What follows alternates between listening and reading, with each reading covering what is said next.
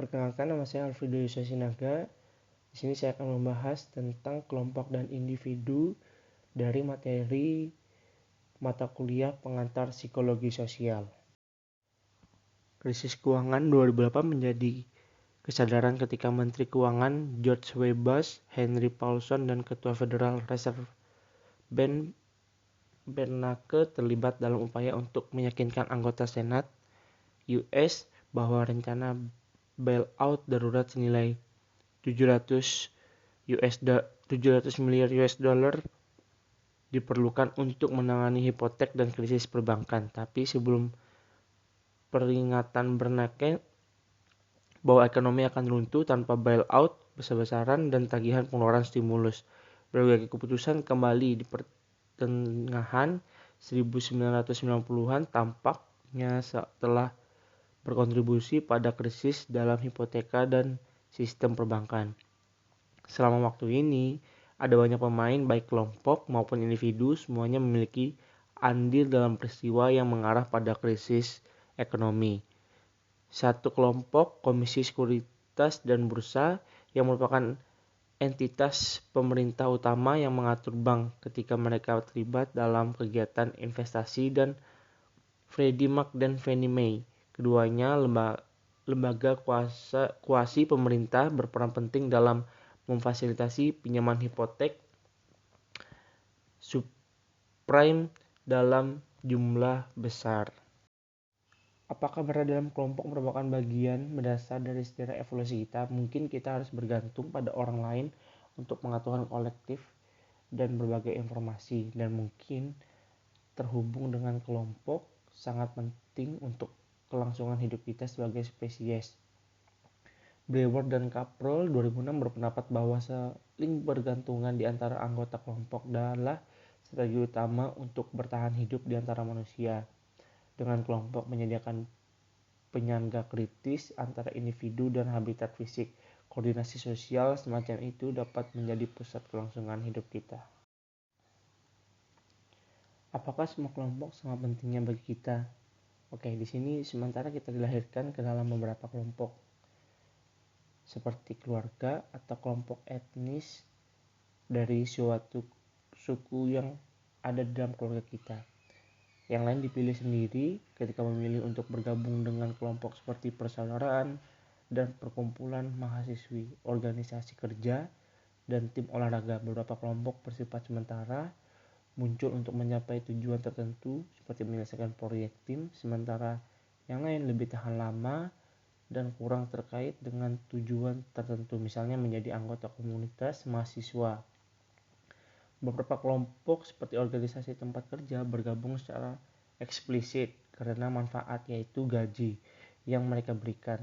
Terlepas dari manfaat materi ini, orang membentuk identitas pekerjaan yang cukup penting bagi mereka, dan banyak orang juga menjadi sangat mengidentifikasi dengan organisasi tempat mereka bekerja. When we join and when we leave. Mungkin itu menjadi pertanyaan buat semua orang yang mau masuk ke dalam organisasi. Kapan harus mereka masuk dan kapan harus mereka keluar. Tapi sebelum itu kita harus cari tahu apa sih definisinya dari kelompok. Menurut banyak psikolog sosial, kelompok melibatkan orang-orang yang menganggap diri mereka sebagai bagian dari unit koheren yang mereka anggap berbeda dari kelompok lain. Dasar koherensi yang dirasakan ini berbeda dalam berbagai jenis kelompok. Dalam kelompok ikatan umum yang cenderung melibatkan interaksi tatap muka antar anggota, individu-individu dalam kelompok terikat satu sama lain. Kelompok juga dapat berbeda secara dramatis dalam hal entitas mereka sejauh mana mereka dianggap sebagai koheren. Kelompok-kelompok yang dinilai tinggi dalam entitas juga cenderung menjadi kelompok yang orang menilai relatif penting bagi mereka. Grup dengan entitas yang tinggi juga dapat dianggap bertahan sepanjang waktu meskipun anggota tertentu dapat berubah atau beberapa anggota keluar. Sedangkan grup dengan entitas yang rendah seringkali tidak terlihat memiliki kontinuitas tersebut. Kelompok komponen utamanya. Sebelum beralih ke cara-cara spesifik di mana kelompok mempengaruhi berbagai aspek perilaku dan pemikiran kita, ada baiknya mempertimbangkan beberapa ciri dasar kelompok yang ada di hampir setiap kelompok. Ciri-ciri tersebut adalah status, peran, norma, dan kekompakan. Status hierarki dalam kelompok.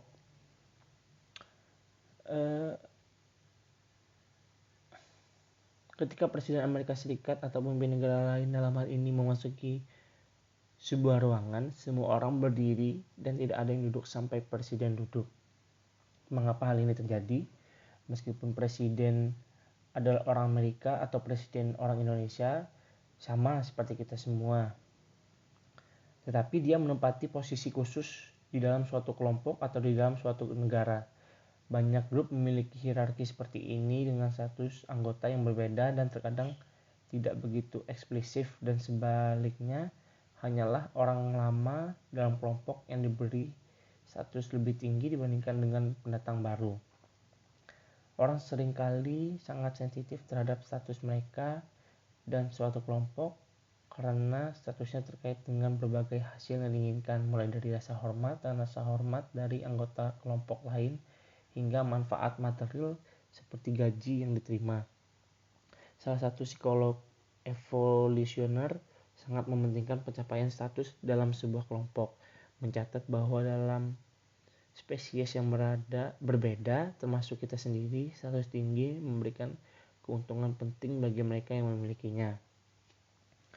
Nah, tetapi bagaimana tepatnya orang memperoleh status tinggi? Atribut fisik seperti tinggi dapat memainkan beberapa peran. Pria atau wanita yang lebih tinggi memiliki keunggulan yang konsisten, terutama di tempat kerja. Mereka yang lebih tinggi memiliki penghargaan yang lebih tinggi dibandingkan dengan orang yang lebih pendek yang secara harfiah dihormati. Meta-analisis telah mengungkapkan bahwa orang yang lebih tinggi mendapatkan lebih banyak gaji, dianggap memiliki lebih banyak keterampilan dan lebih mungkin untuk dinominasikan sebagai pemimpin kelompok dibandingkan dengan orang yang lebih pendek. Tinggi dan pendek ini maksudnya adalah sebuah jabatan yang diduduki oleh seseorang. Nah, faktor-faktor yang berkaitan dengan perilaku individu juga memainkan peran penting dalam perolehan status. Orang-orang yang dipandang sebagai prototipikal dengan mewujudkan atribut-atribut utama kelompok kemungkinan besar akan memberikan status dan dipilih sebagai pemimpin kelompok. Umur panjang atau senioritas dalam suatu kelompok juga dapat menghasilkan status yang lebih tinggi. Sejauh itu dipandang sebagai cerminan kebijaksanaan atau pengetahuan tentang cara-cara dalam kelompok. Nah, begitu status dalam suatu kelompok dapat diperoleh oleh seseorang, orang dengan status tinggi sebenarnya berperilaku berbeda dari mereka yang berstatus lebih rendah dalam suatu kelompok. Nah, Guinot, Judd, dan Brower 2002 mengamati bahwa anggota kelompok yang berstatus tinggi lebih istimewa dan bervariasi dalam perilaku mereka daripada anggota kelompok berstatus lebih rendah atau biasa. Memang tampaknya ada kesadaran akan kebutuhan untuk menyesuaikan diri dengan norma-norma kelompok lebih kuat di antara mereka yang junior dalam suatu kelompok karena itu memiliki status yang lebih rendah. Nah, faktanya pendatang baru yang memiliki status dalam suatu kelompok lebih memungkinkan dikenakan hukuman jika mereka gagal mengalah kepada mereka yang berstatus lebih tinggi. Dengan demikian, ada sedikit keraguan bahwa perbedaan status merupakan fakta penting kehidupan di sebagian besar kelompok. Kita beranggapan kita mengikuti sebuah kelompok atau pernah menjadi bagian dari tim olahraga hingga perkumpulan atau persaudaraan. Apakah semua orang dalam kelompok melakukan fungsi yang sama? Mungkin beberapa orang akan menjawab tidak. Nah, Mungkin beberapa jawab iya. Kalau yang tidak, orang yang berbeda melakukan tugas yang berbeda dan diharapkan untuk menyelesaikan hal yang berbeda dalam suatu kelompok. Singkatnya, mereka memainkan peran yang berbeda. Terkadang peran ditugaskan, misalnya sebuah kelompok dapat memilih individu yang berbeda untuk menjadi pemimpin, bendahara, atau sekretarisnya, tergantung skill dan pengalaman yang seseorang miliki. Dalam kasus lain, individu secara bertahap memperoleh peran tertentu tanpa secara formal ditugaskan kepada mereka. Terlepas dari bagaimana peran diperoleh dalam banyak kelompok, seseorang sering bertindak sebagai pendengar yang baik, mengurus kebutuhan emosional anggota, sementara orang lain cenderung mengkhususkan diri dalam menyelesaikan sesuatu. Nah, sejauh orang menginternalisasi peran sosial mereka, peran tersebut terkait dengan aspek kunci dari konsep diri yang dapat memiliki implikasi penting bagi kesejahteraan psikologis. Memang menjalankan peran dengan baik dapat membuat orang merasa bahwa perilaku mereka mencerminkan diri mereka yang sebenarnya. Pertimbangkan siswa dalam satu studi yang persepsi diri kuncinya pertama kali diukur dan kemudian mereka secara acak ditugaskan untuk memenuhi peran tertentu dalam tugas kelas. Nah, hasil penelitian menunjukkan bahwa untuk orang-orang yang sifatnya konsisten dengan peran apapun yang ditugaskan, mereka menganggap perilaku mereka selama tugas sebagai mencerminkan diri mereka sendiri, secara otentik menunjukkan suasana hati yang lebih positif dan menikmati tugas kelas lebih dari orang-orang yang memiliki perbedaan antara persepsi diri mereka dan peran yang mereka mainkan. Nah, jadi sementara peran bukanlah penentu otomatis perilaku. Ketika diinternalisasikan, peran dapat mempengaruhi cara kita melihat diri kita sendiri, dengan siapa kita mengidentifikasi dan tindakan kita. Begitu orang mengidentifikasi dengan peran, norma atau cara yang tepat untuk orang seperti kita untuk bertindak memandu perilaku kita dan seperti yang akan kita. Norma, aturan permainan. Grup atau kelompok saat mempengaruhi perilaku anggotanya melalui norma dan aturan implisit yang menginformasikan orang tentang apa yang diharapkan dari mereka. Mempertimbangkan bagaimana norma yang berbeda dapat beroperasi dalam kelompok yang berbeda dan apa yang terjadi ketika menyimpang dari apa yang diharapkan secara normatif dari mereka. Pernahkah kita mempertimbangkan kemungkinan bahwa mungkin ada norma yang memandu emosi kita?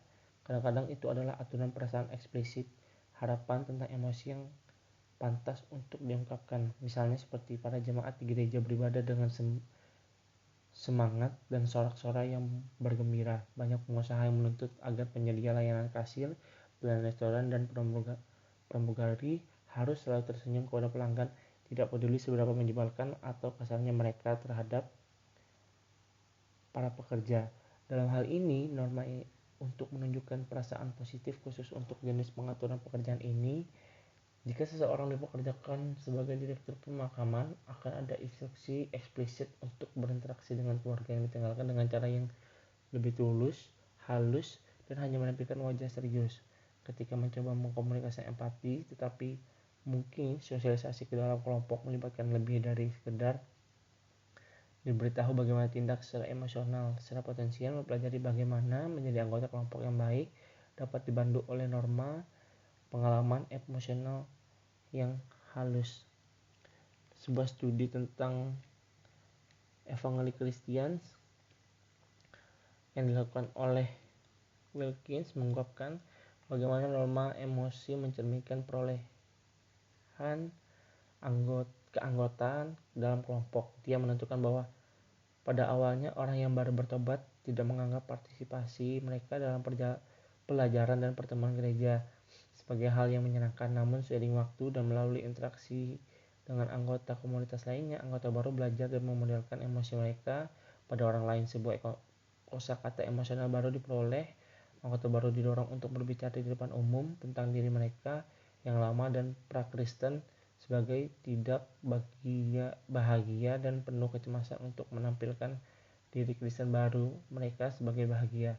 Sebagian besar peserta dalam penelitian ini melaporkan awalnya harus didorong untuk mencurahkan waktu untuk mempelajari praktik iman baru, tetapi setelah melakukannya mereka mulai menganggap diri mereka telah memperoleh diri Kristen yang otentik, di mana emosi negatif tidak diperbolehkan. Menurut penelitian ini, untuk mempertahankan identitas baru ini dan diterima sepenuhnya dalam komunitas ini, perasaan bahagia tampaknya diperlukan bagi peserta ini karena kebahagiaan disamakan dengan kebaikan moral. Perasaan bahagia dengan hidup seorang perlu dengan dianggap sebagai anggota kelompok yang baik. Nah, di sini norma penting yang sangat bervariasi antar budaya tetapi juga dapat diterapkan secara berbeda pada kelompok dalam suatu budaya adalah kolektivisme versus individualisme. Dalam kelompok kolektivis, normanya adalah menjaga keharmonian di antara anggota kelompok. Bahkan jika hal itu mungkin memerlukan biaya pribadi dalam kelompok seperti itu, perselisihan dan konflik di antara anggota harus dihindari. Sebaliknya, dalam kelompok individualistis, norma adalah nilai yang menonjol dari kelompok yang berbeda dari orang lain.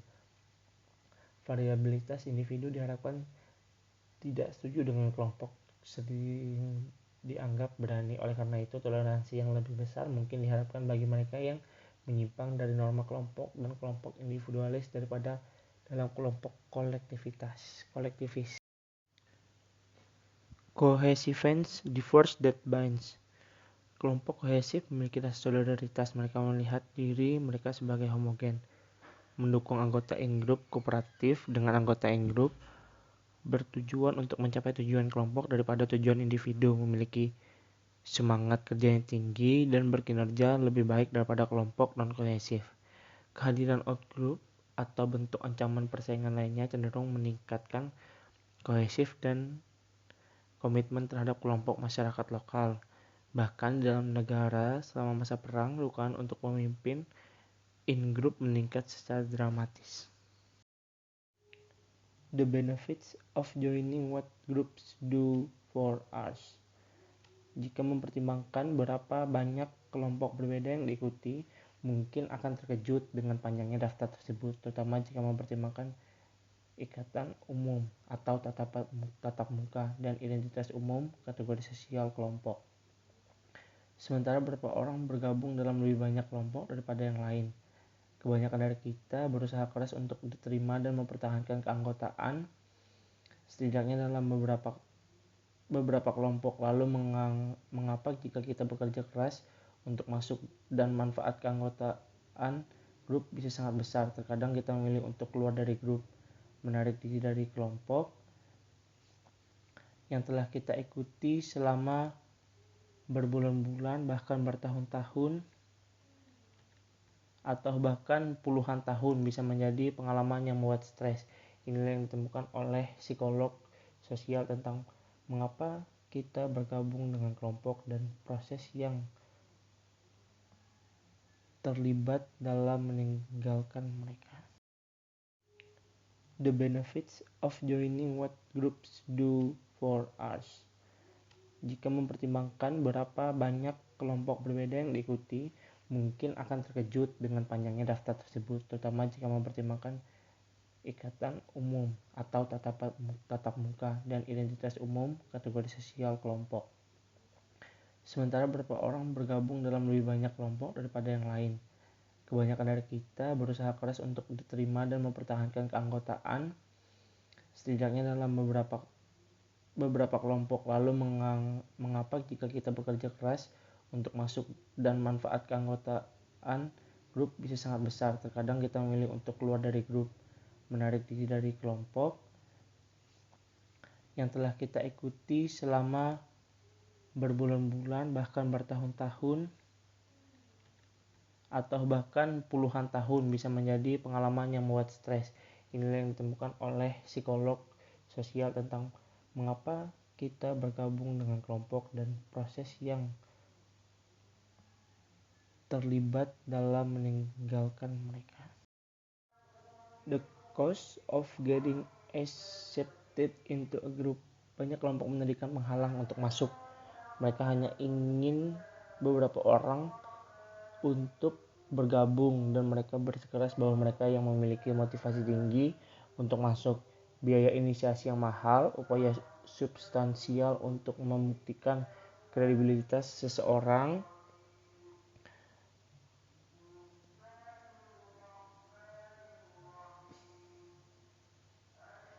yang sesuai, dan masa percobaan atau percobaan yang panjang adalah metode umum untuk membatasi keanggotaan kelompok.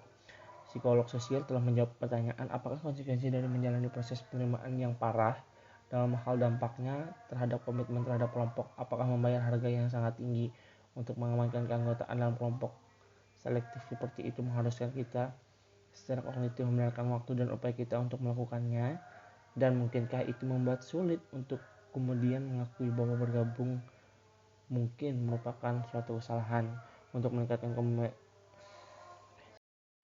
the cost of membership. Why groups sometimes splinter. Menarik diri dari beberapa kelompok dapat menjadi langkah besar dengan dampak yang bertahan lama. Maka individu mengambil tindakan pamungkas ini keluar dari kelompok yang mungkin pernah mereka hargai. Nah, mungkin salah satu jawaban menarik diberikan oleh serangkaian penelitian yang melibatkan partai politik dan kelompok gereja Sani 2009. Nah, ketika individu mengidentifikasikan diri dengan kelompok-kelompok semacam ini, anggota lain dari kelompok tersebut dikategorikan bersama dengan diri sendiri untuk menjadi kita. Sejauh orang mengidentifikasi diri mereka dan orang lain sebagai bagian dari kategori yang sama, maka mereka dapat memilih untuk menarik diri dari kelompok yang tidak lagi mereka lihat memenuhi definisi kewenasaan yang awalnya mereka adopsi. Dengan demikian, individu dapat memutuskan untuk meninggalkan grup, dan grup mungkin terpecah ketika anggota menyimpulkan bahwa beberapa bagian dari grup telah cukup berubah sehingga mereka tidak dapat lagi dilihat sebagai bagian dari kita. Hal ini sangat mungkin terjadi ketika perbedaan ideologi dan nilai-nilai filosofis dan politik suatu kelompok di antara faksi-faksi yang berbeda menjadi sangat berbeda sehingga beberapa anggota tidak dapat melihat diri mereka berbagi identitas sosial dengan anggota kelompok lainnya. Effects of the presence of others, from task performance to behavior in crowds. Fakta bahwa perilaku yang kita seringkali sangat dipengaruhi oleh kelompok tempat kita berada jauh dari mengejutkan. Nah, lagi pula dalam kelompok-kelompok ini biasanya ada norma-norma mapan yang memberitahu kita bagaimana kita diharapkan untuk berperilaku. Mungkin yang jauh lebih mengejutkan adalah kenyataan bahwa seringkali kita sangat terpengaruh oleh kehadiran orang lain, bukan bagian dari kelompok kita sendiri. Social facilitation, performing in the presence of others. Nah, Jonick itu berargumen bahwa kehadiran orang lain akan memfasilitasi respon yang dipelajari dengan baik, tetapi hal itu dapat menghambat respon yang kurang dipraktikkan atau baru. Dia mencatat bahwa kehadiran orang lain meningkatkan gairah fisiologis tubuh kita menjadi lebih berenergi, dan sebagai hasilnya respons dominan apapun akan difasilitasi. Nah, di sini berarti bahwa kita dapat lebih fokus pada sesuatu yang kita ketahui atau lebih dipraktikkan ketika kita terangsang, tetapi rangsangan fisiologis yang sama akan menciptakan masalah ketika kita berurusan dengan sesuatu yang baru atau kompleks. Can having an audience distract us? Nah, ada 4 peneliti, Hetherington, Anderson, Norton, dan Newson pada tahun 2006 itu menerapkan ide-ide ini untuk memahami efek orang lain terhadap makan sebagai fungsi distraksi. Asupan kalori diukur pada peserta pria di bawah kondisi gangguan yang berbeda.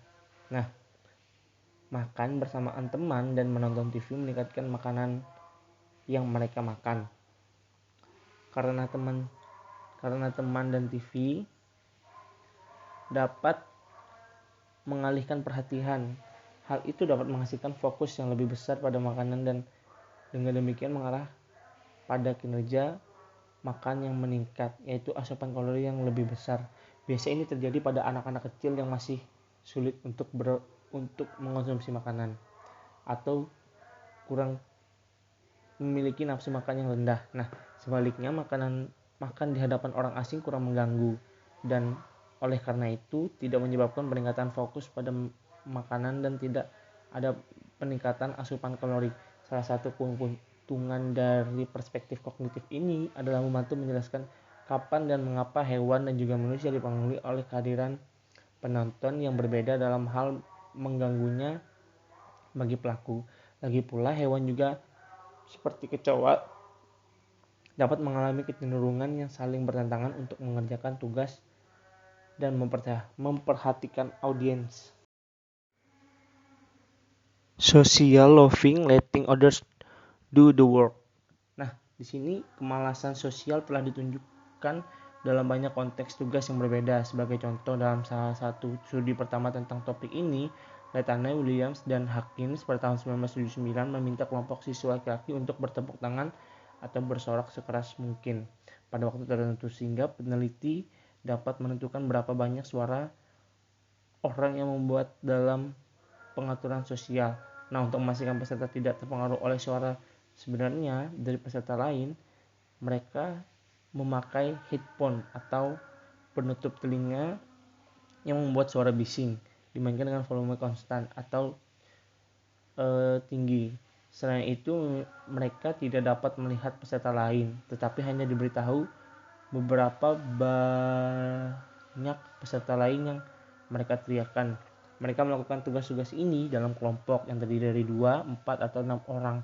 Hasil menunjukkan bahwa meskipun jumlah total kebisingan meningkat seiring bertambahnya ukuran kelompok, jumlah yang dihasilkan oleh setiap peserta menurun. Dengan kata lain, setiap orang berusaha semakin sedikit seiring dengan bertambahnya ukuran kelompok. Reduction social loving, some useful techniques. Cara yang paling jelas untuk mengurangi kemalasan sosial melibatkan membuat output atau usaha dari setiap peserta mudah diidentifikasi.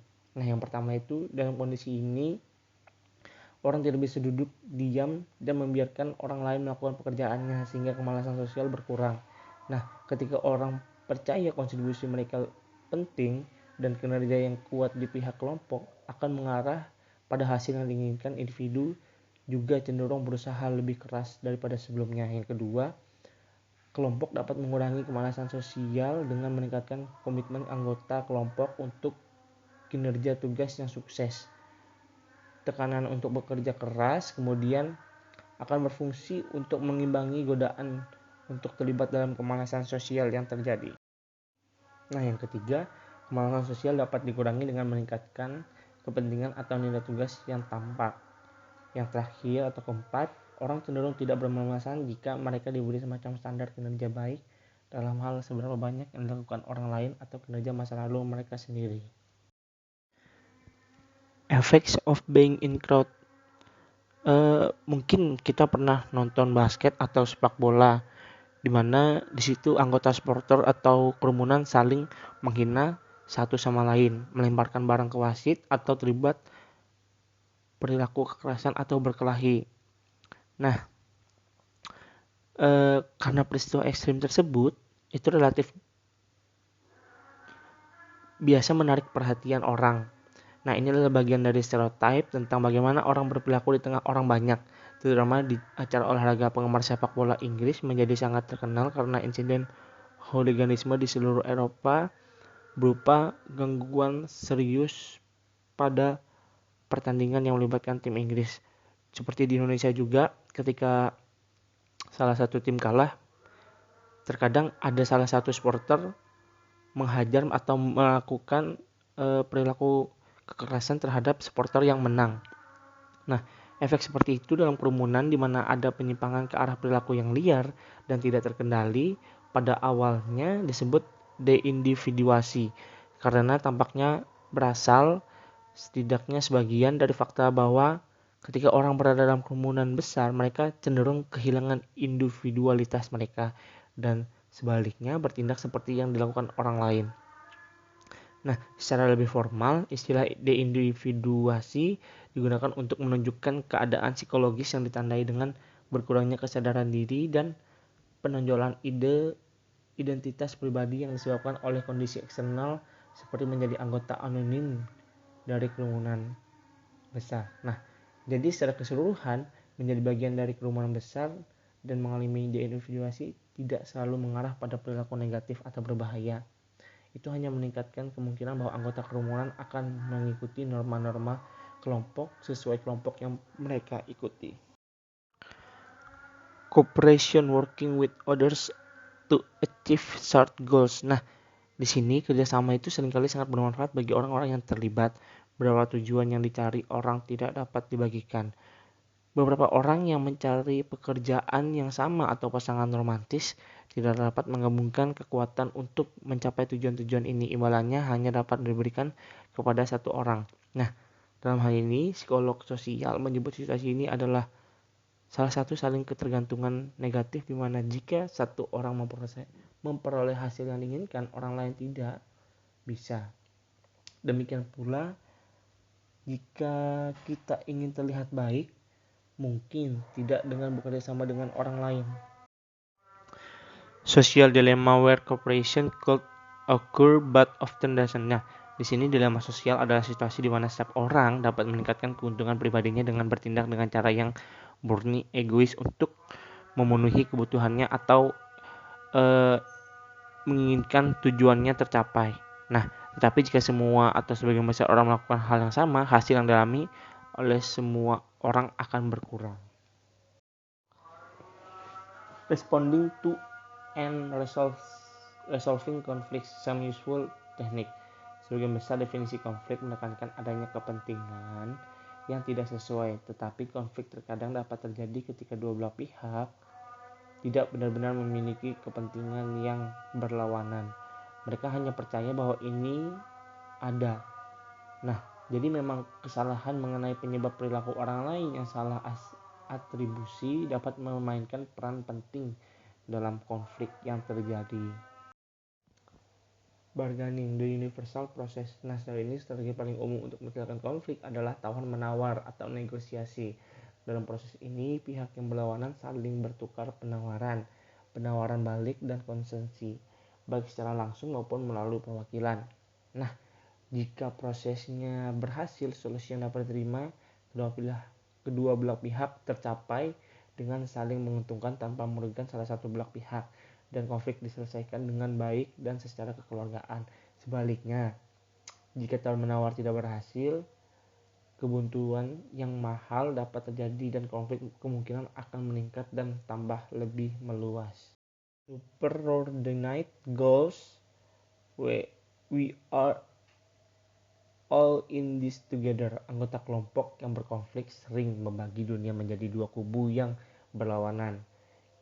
Dibagi menjadi kita dan mereka. Mereka menganggap anggota kelompok mereka sendiri, kami, sangat berbeda dari dan biasanya lebih baik daripada orang-orang yang tergabung dalam kelompok lain yang biasa disebut mereka. Contohnya seperti kita bisa bilang aja kubu A dan kubu B. Nah, kecenderungan untuk memperbesar perbedaan antara kelompok sendiri dan kelompok lain untuk meremehkan orang luar sangat kuat dan sering berperan dalam terjadinya dan bertahannya konflik. Nah, di sini untungnya mereka dapat dilawan melalui induksi tujuan-tujuan superordinat yang dicari kedua belah pihak dan mengikat kepentingan mereka bersama daripada memisahkan mereka. Nah, ketika pihak yang berseberangan dapat dibuat untuk melihat bahwa mereka berbagi tujuan yang menyeluruh, konflik seringkali berkurang secara tajam dan mungkin pada kenyataannya digantikan oleh kerjasama yang terbuka dan yang kuat untuk saling menguatkan dan membantu. Basic rules for judging fairness, distributive, procedural, and transactional justice. memutuskan apakah kita telah diperlakukan secara adil dalam hubungan kita dengan orang lain bisa jadi cukup rumit dan sangat susah. Nah, pertama, kita jarang memiliki semua informasi yang diperlukan untuk membuat penilaian seperti itu secara akurat. Kedua, bahkan jika kita melakukannya, keadilan yang dirasakan sangat di mata yang melihatnya, sehingga tunduk pada banyak bentuk bias. Nah, terlepas dari kerumitan tersebut, penelitian tentang keadilan yang dirasakan dalam pengaturan kelompok menunjukkan bahwa secara umum kami membuat penilaian ini dengan berfokus pada 3 aspek atau aturan yang berbeda. Yang pertama dikenal sebagai keadilan distributif, melibatkan hasil yang kita dan orang lain terima. Menurut aturan kesetaraan, imbalan yang tersedia harus dibagi di antara anggota kelompok sesuai dengan kontribusi mereka pada kelompok. Semakin banyak yang mereka berikan dalam hal upaya, pengalaman, keterampilan, dan kontribusi lain pada kelompok, semakin banyak yang harus mereka terima. Sebagai contoh, kita mengharapkan orang yang telah memberikan kontribusi besar pada pencapaian tujuan kelompok untuk menerima penghargaan yang lebih besar daripada orang yang berkontribusi sangat sedikit. Singkatnya, kita sering menilai keadilan dalam hal rasio kontribusi yang diberikan kepada anggota kelompok dan imbalan yang mereka terima hasil kerja keras mereka. Nah, sementara itu orang-orang prihatin dengan hasil yang mereka terima. Ini jauh dari keseluruhan cerita yang menyangkut pada penilaian keadilan. Selain itu, orang juga tertarik pada keadilan prosedur melalui mana penghargaan telah didistribusikan yang dikenal sebagai keadilan prosedural. Berdasarkan penilaian tentang hal itu pada faktor-faktor seperti pertama, sejauh mana prosedur diterapkan dengan cara yang sama untuk semua orang, ada peluang. Yang kedua, ada peluang untuk memperbaiki kesalahan dalam distribusi, dan yang ketiga, mengambil keputusan menghindari pengaruh kepentingan pribadi mereka sendiri. Decision making by groups, how it occurs and the pitfalls it face. Nah, salah satu kegiatan terpenting yang dilakukan kelompok adalah pengambilan keputusan.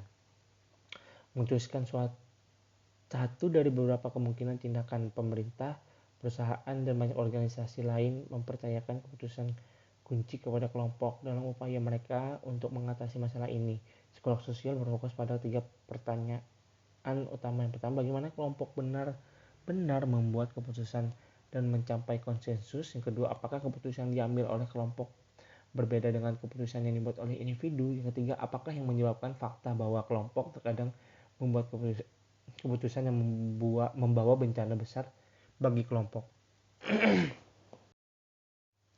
The decision making process, how group attains consensus. Nah, ketika kelompok pertama kali mulai mendiskusikan masalah apapun, anggota mereka jarang memulai dengan lengkap. Sebaliknya, mereka datang ke tugas pengambilan keputusan dengan berbagai pandangan. Namun setelah beberapa periode diskusi, kelompok biasanya mencapai keputusan yang mufakat. The downside of group decision making, pergeseran banyak kelompok membuat keputusan menuju polarisasi adalah masalah serius yang dapat mengganggu kemampuan mereka untuk membuat keputusan yang baik. Tetapi ini bukan satu-satunya proses yang dapat memberikan efek negatif seperti itu. Di antara yang paling penting dari proses lain ini adalah satu, pemikiran kelompok, dan kedua, ketidakmampuan kelompok untuk berbagi dan menggunakan informasi yang dimiliki oleh hanya beberapa anggota mereka saja. Groupthink when cohesiveness is dangerous. Nah, ketika keterpaduan mencapai tingkat yang sangat tinggi, pemikiran kelompok dapat berkembang. Ini adalah kecenderungan yang kuat bagi kelompok. Pengambilan keputusan untuk menutup barisan di sekitar suatu keputusan, untuk menganggap bahwa kelompok tersebut tidak mungkin salah, dengan tekanan kepada semua anggota untuk mendukung keputusan mereka dengan kuat, dan untuk menolak informasi apapun yang bertentangan dengan keputusan tersebut. Penelitian menunjukkan bahwa begitu pemikiran kelompok berkembang, kelompok menjadi tidak mau mengubah keputusan mereka, bahkan ketika hasil awal menunjukkan bahwa keputusan tersebut sangat buruk. Demikian pula Presiden George W. Bush dan kabinetnya memilih untuk menyerang Irak tanpa mempertimbangkan secara kritis asumsi yang sekarang diketahui tidak benar bahwa Saddam Hussein memiliki senjata pemusnah massal. Menurut Janis 1982, psikolog sosial yang mencetuskan konsep groupthink, proses ini dan fakta bahwa hal itu mendorong keengganan di antara anggota kelompok kohesif untuk mempertimbangkan tindakan alternatif menurut telah berkontribusi pada peristiwa ini. The failure to share information unique to each member. Sumber bias potensial kedua dalam kelompok mengambil keputusan melibatkan fakta bahwa kelompok tersebut tidak selalu mengumpulkan sumber daya mereka dan berbagi informasi dan ide untuk setiap anggota. Faktanya, penelitian Gigonot dan Hasite 1997 dan Stasser 1992 menunjukkan penyatuan sumber daya atau informasi seperti itu mungkin merupakan pengecualian daripada aturan. Hasilnya, keputusan yang dibuat oleh kelompok cenderung mencerminkan informasi yang dibagikan. Ini bukan masalah jika informasi tersebut menunjukkan keputusan terbaik, tetapi pertimbangkan apa yang terjadi jika informasi yang menunjukkan keputusan terbaik tidak dibagikan oleh sebagian besar anggota. Dalam kasus seperti itu, kecenderungan anggota kelompok untuk mendiskusikan terutama informasi yang sudah mereka miliki dapat mencegah mereka mencapai keputusan terbaik. Akibatnya, kehadiran perbedaan pendapat dalam kelompok bisa menjadi kritis. Itu dapat mengarahkan anggota untuk mempertimbangkan informasi yang tidak dibagikan dan meningkatkan kualitas keputusan. Brainstorming, idea generation in groups. Ketika kelompok-kelompok mengerjakan tugas-tugas kreatif bersama-sama, mereka cenderung menghasilkan berbagai jenis solusi daripada ketika bekerja sendiri-sendiri. Nah, dalam brainstorming, sebuah proses di mana orang-orang bertemu sebagai sebuah kelompok untuk menghasilkan ide baru. Umumnya diasumsikan bahwa hasil yang lebih kreatif akan muncul daripada ketika orang yang sama bekerja sebagai individu. Namun berbeda dengan harapan ini, brainstorming tidak secara keseluruhan menghasilkan lebih banyak ide kreatif daripada jika orang yang sama bekerja sendiri. Nah, menurut Nemeth, Personas dan Goncalves menunjukkan bahwa perbedaan pendapat atau memperdebatkan pandangan bersaingan secara luas dihargai sebagai rangsangan untuk ide-ide kreatif. Pada penelitian ini memberikan dua instruksi berbeda kepada kelompok brainstorming, baik instruksi tradisional untuk hanya mendengarkan tanpa mengevaluasi, atau instruksi yang mendorong orang untuk memperdebatkan manfaat ide. The role of leadership in group settings. Kepemimpinan, kata itu sendiri memunculkan gambaran tokoh-tokoh heroik yang memimpin pengikut mereka menuju suatu yang lebih baik, kemenangan, kemakmuran, keadilan sosial. Bahwa kepemimpinan melibatkan mempengaruhi orang lain dalam suatu kelompok dengan menetapkan arah untuk upaya kolektif dan kemudian mendorong kegiatan yang diperlukan untuk bergerak ke arah itu. Nah, konsisten dengan definisi tersebut, menjadi seorang pemimpin melibatkan mengerahkan pengaruh, mengubah perilaku dan pikiran anggota lain dari kelompok sehingga mereka bekerja sama untuk mencapai tujuan bersama kelompok. Nah, dalam arti tidak akan ada kepemimpinan tanpa pengikut. Pentingnya pengikut diberikan pertimbangan dalam kategori kepemimpinan modern. Misalnya para ahli kepemimpinan menurut Heckman Megan 2007 Turner 2005 menyarankan bahwa pemimpin dan pengikut keduanya merupakan bagian penting dari hubungan kepemimpinan, bahwa semua teori kepemimpinan harus mencatat bahwa keduanya memainkan peran penting dan keduanya memberikan pengaruh serta menerimanya. Untuk alasan ini, penelitian terbaru telah mempertimbangkan apakah beberapa orang lebih mungkin menjadi pemimpin dalam beberapa konteks atau waktu, sementara yang lain muncul sebagai pemimpin dalam konteks lainnya.